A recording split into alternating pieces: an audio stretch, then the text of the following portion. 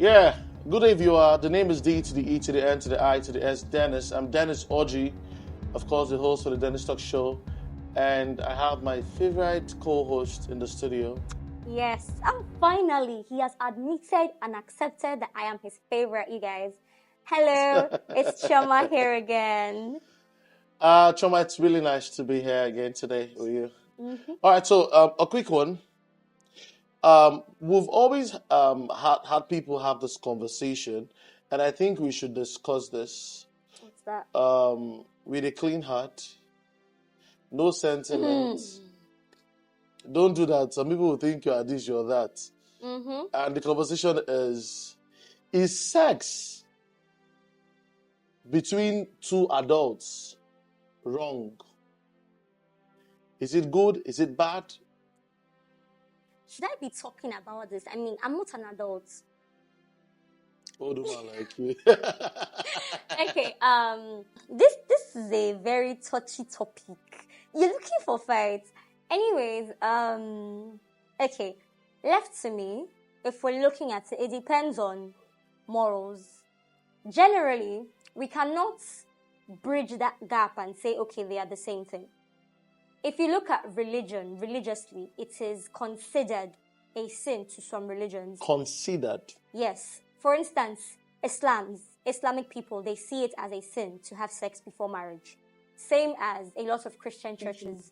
But then if you're looking at it in the moral aspect, it does not in any way put down how good of a person you are or how bad of a person you are. Then generally, life-wise, it's not. It's not. So when you say bad thing, it's not a bad thing. You're both two adults. Nobody is committing any crimes here. The only time we can now look at it is if you say, is it a sin? Because religiously, like in my religion, it is a sin. Religiously, okay. I'll come to religion, but let me give my 2 cents on this. Okay. Logically speaking, I don't think the sex between two adults that agreed to indulge in sexual activity is a sin.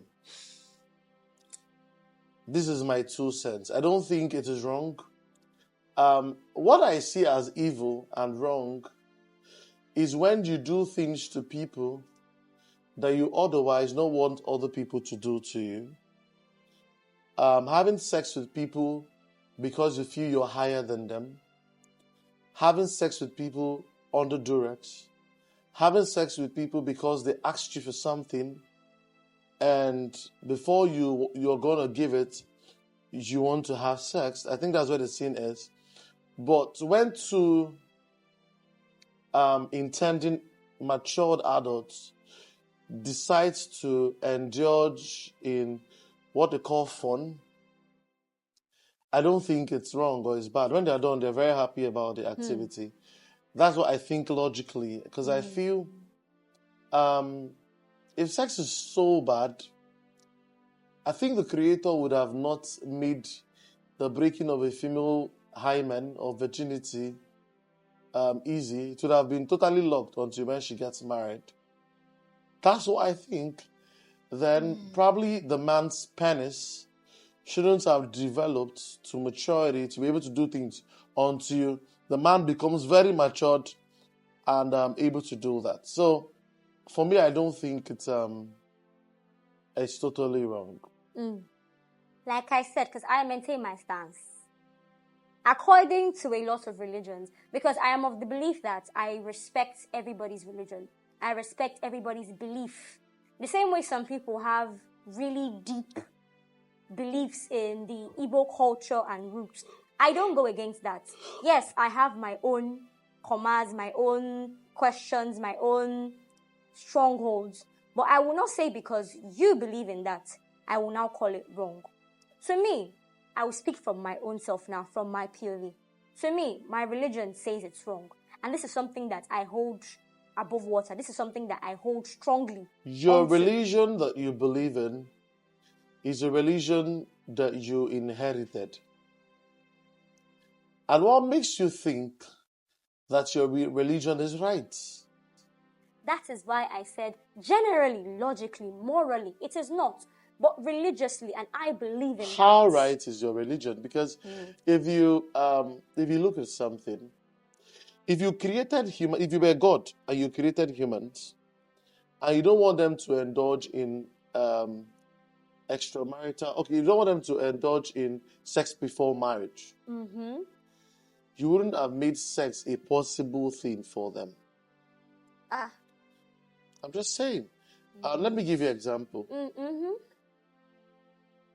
The reason the guys who manufactured car and they made sure that the parts wear out and get old and you have to change the parts is because they know that you use it will get old and all that.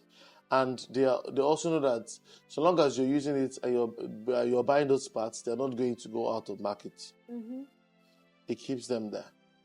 Now, the same thing. If God does not want us to use these hormones, our stuffs and all that, I don't think He would have probably put a sexual urge in a girl that is 18 and a strong sexual urge in a boy that is 21. Younger people even feel like indulging in sexual let's follow your ideology. Let's say the example you used, that God now, you don't think He would put it there. He would have locked it till when we are grown adults. I think based off of that should apply to children too. Should it not? Because from what you're saying, I mean, even as kids, it's unlocked. Your Banglala is unlocked. My Punana is unlocked. So why are we not engaging in the act? Who told you small children don't? Is that right? Well, they're so young. But we're talking about, that's why in my statement I said matured adults. That's why in the early days of Christianity, you had the likes of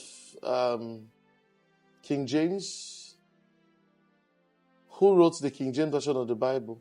He got married to a 14-year-old girl.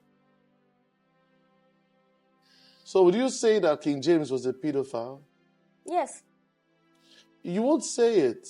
The reason you won't say it, the reason you won't say it is possible as at the time when he married the 14-year-old girl, it was normal. No, it was normal to marry a girl at that age. Remember, the reason you have the mentality that an adult is somebody that is 18 years is because we were born in a society that has gone through those times and have come to a conclusion that, okay, you have to be up to 18. There are religions that don't look at the 18 years factor. You are aware of it? Yes. Both in Nigeria. I don't want to mention names. Yes. But there are religions that support younger girls, 12, 13 years, getting married. And guess what? They get married and they get pregnant. And it's not wrong in the religion. And they give birth successfully. Which we frown at. We generally, we are against it. But guess what? In someone else's religion, it's not wrong. Okay. You see, again, this argument can come from different stances. Here's why I say so. I believe that a lot of things in this world are very subjective.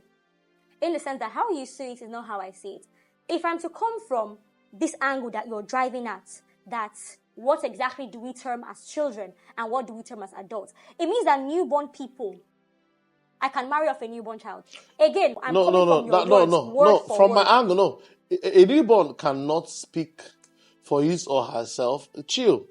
I'm saying something about the dispensation. Remember, I said between two adults who are up to 18.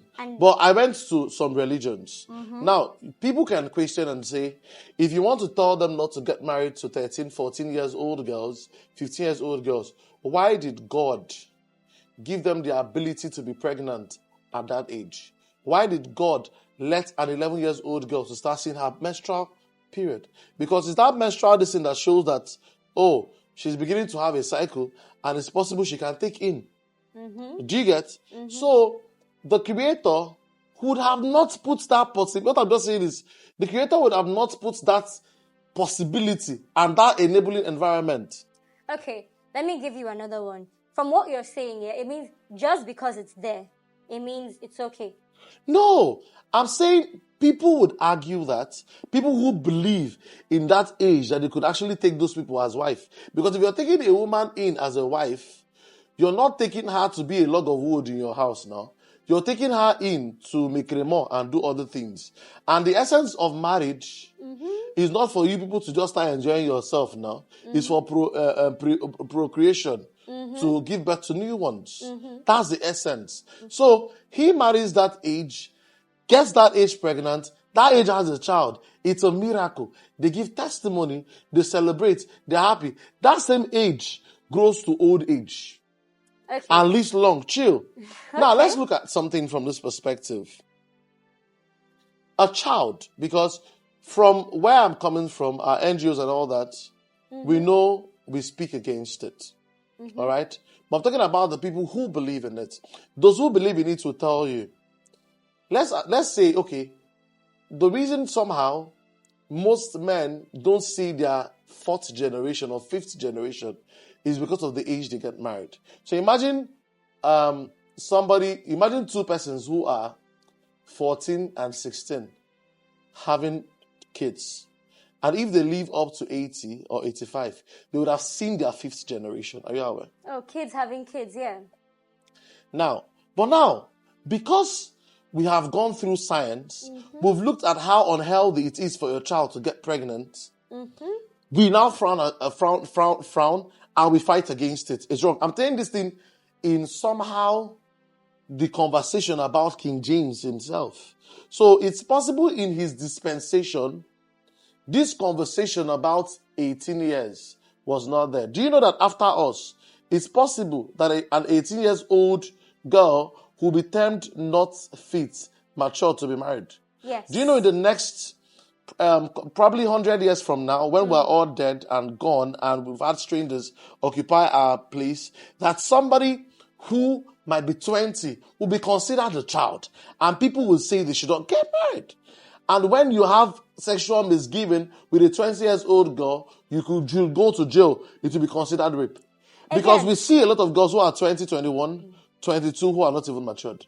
Okay. Now, again, I'm speaking based on your argument. I'm taking your words literally as subjective as they are.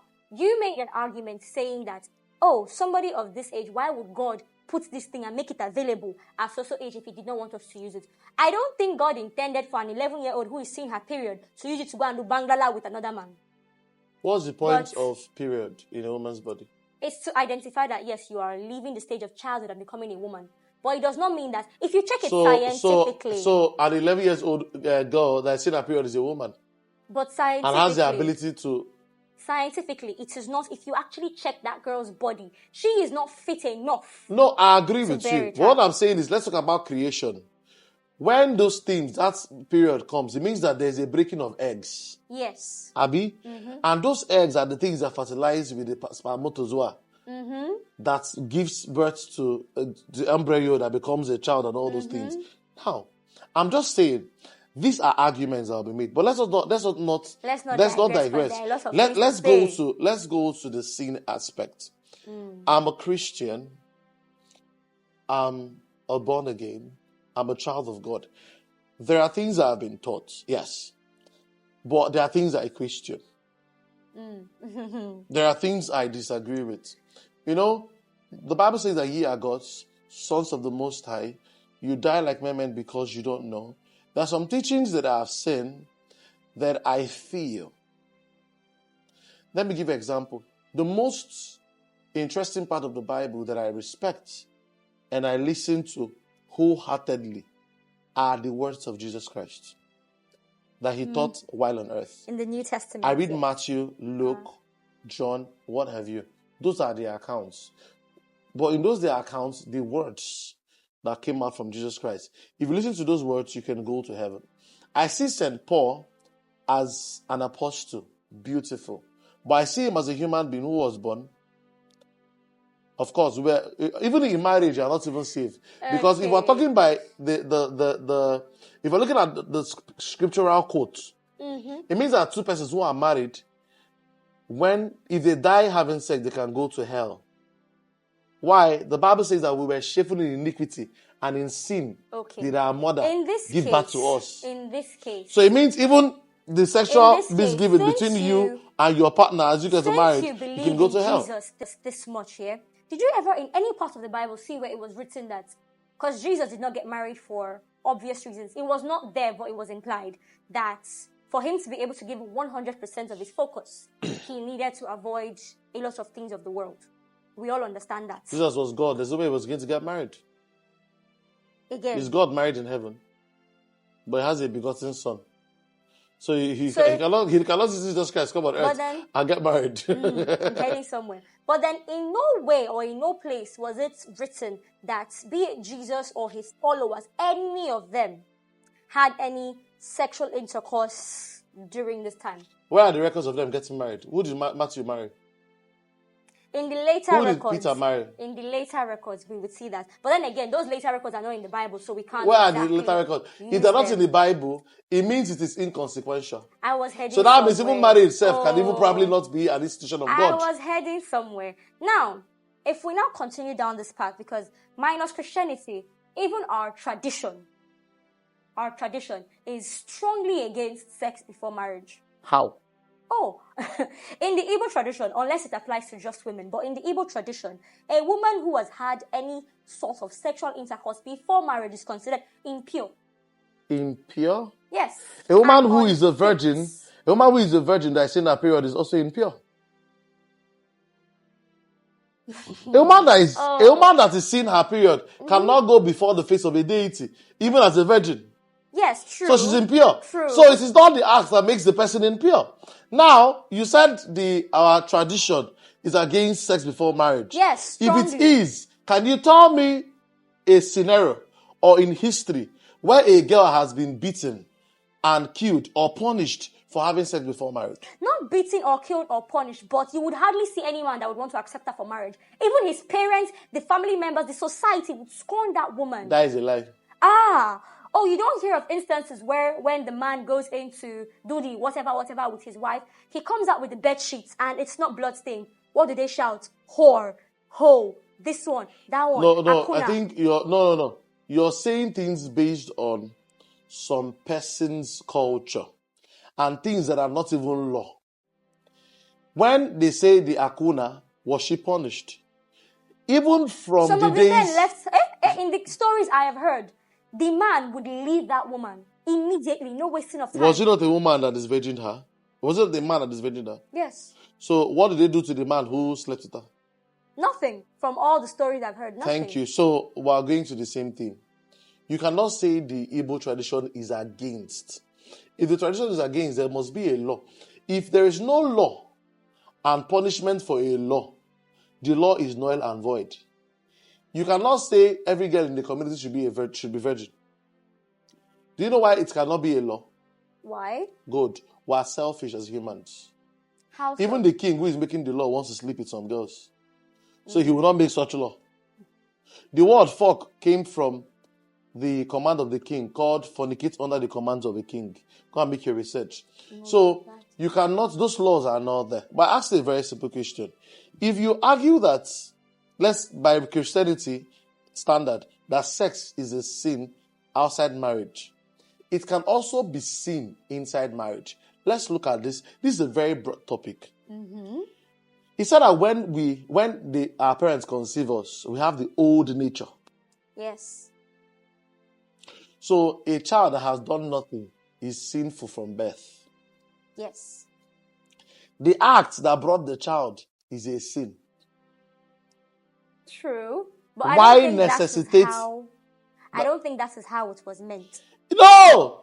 In iniquity what other English you want to explain? Okay, because if you remember in some parts of the Bible, or in fact in general, when the child is still in the womb, the child is clean of all sin. And how was that child put into the womb? Was it not the act? It's when the child enters into the world Why that he or she becomes impure. Why did the act not bring Jesus Christ? I cannot. You want to say God had the inability to make Joseph sleep with Mary and conceive Christ? Because then he would be Joseph's son, not the son of God. No, he could still show his act. Everybody knows he's the son of God. Because there are people who do not still today believe that he was the son of God. They still believe he's the son of Joseph. I'm answering based on what I know or what the account Okay, fine. is. Let's not digress. But the main thing I'm saying is, what seems wrong to us may actually be right. and that which seems right Okay. can actually be wrong. See from this angle, is stealing wrong? Taking what is not yours, is it not wrong? Why is it wrong? Who made it wrong? It is wrong because, one, this is not yours. You took it, one.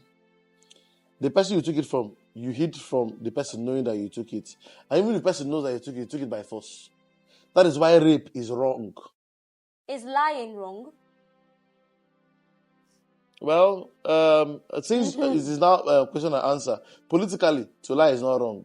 But then you do realize that, judging from this, it means that your answer is subjective. Because to some people, stealing is not exactly wrong. To some people, you already have plenty of it. Why should I have to suffer when you have more than enough that you throw away? So I will take it. It's not entirely wrong. It's only wrong because, number one, the law makes it wrong. Morally, it makes it wrong. But then that is only applying now because we have gotten that understanding. Is there a law that says if two adults should have things together, they will be arrested? According to your religion, yes. They'll be arrested. Not arrested. According to your religion, we are saying sin. We are not saying a crime. A crime is different from a sin. But sin is part of crime. No, not really. Lying cannot carry me to jail. Who told you? It depends. If you stole and you lied about the stealing, you will go to jail. But if I lie to you now that, okay, I'm on my period, you cannot carry me to prison. If you lied to me that your period is your problem. Thank you. You can't. But I might be looking for something tomorrow and I'll arrest you. No. And I'll arrest you. And I'll say you have lied before. You cannot count that in court. You'd only count that if I'm slandering you. Or so will you count in court that both people have conversations and said to do something? That is why I'm saying it is not considered a crime. Sin is different from a crime. Where in the Bible was it written that when two people have sex that they've committed a sin? It's not everything that is in the Bible. If it's not there, it's not there. Why are you bringing it by yourself? Same way, in the Catholic Church, why does a priest not get married? They are required by their Catholic doctrine that the priest should not get married. But in the Bible, Levites got married to only one wife. But then all the Catholics follow that rule. Because as we evolve and advance, we bring up new rules. You're a Roman and Catholic. We go by it. You're a Roman Catholic? By birth, yes. By birth. Why are you not a reverend sister? Because I don't want to be one. Because you want to get married? Yes. And you want to be cremo? Yes. Now, they are choosing not to get married. Is their decision. Nobody forced them into priesthood. They know the doctrine. They chose to be there.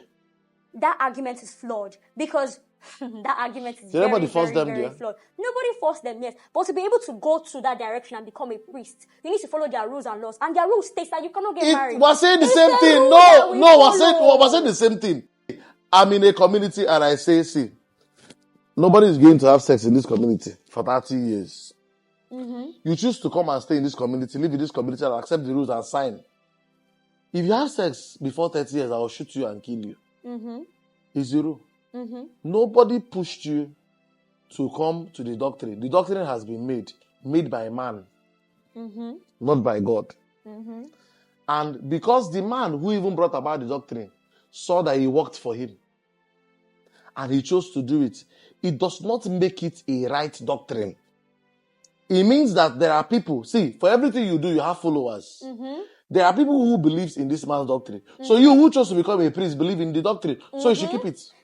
Let's now apply this to Islams. Islam's, they are required by their religion that sex before marriage is wrong. I've had this conversation with many Islams. So unless if they now want to do it, is there any punishment for them? Is there any punishment for them when they do it outside marriage? I'm not really sure. I've not gone that deep. But then what if there is? If there is none, it means that it is not even important. Why? It is seen as though that it's not a big deal. If it was as a big deal as you're talking about it, it would be stipulated there. If you sleep with anybody, this is what is going to happen to you. Okay, would you also put that in their whole thing of women not being able to go out without their hijabs? See, like I would say, I don't like discussing a religion I'm not part of. I don't know much about. Exactly. And I don't like. No, I'm coming. I don't like to discuss it. I'm talking about what I know, which is Christianity. All right. And the part I know, I told you, I'm a thinking human being. So I'm talking logically. I know what I believe, but let us cut it here. Everybody has their beliefs. Everybody have their opinion. Sex before marriage is sin by Christianity and you have a right to think what you want to think, but basically, if you must have sex before marriage, ensure that you're having it with an adult and not a child. Please, it's only a very pedophile that important. sleeps with a child, and it's very wrong. And ensure that And you if don't you're having coerce it with anybody. if you're having it with an adult, make sure you do not drug the adult, you do not rape the adult, or take it by force. Thank you for listening to us, and please thank you for subscribe joining to us our channel today. Drop your comments. We'll see you next time. Bye, guys. Bye.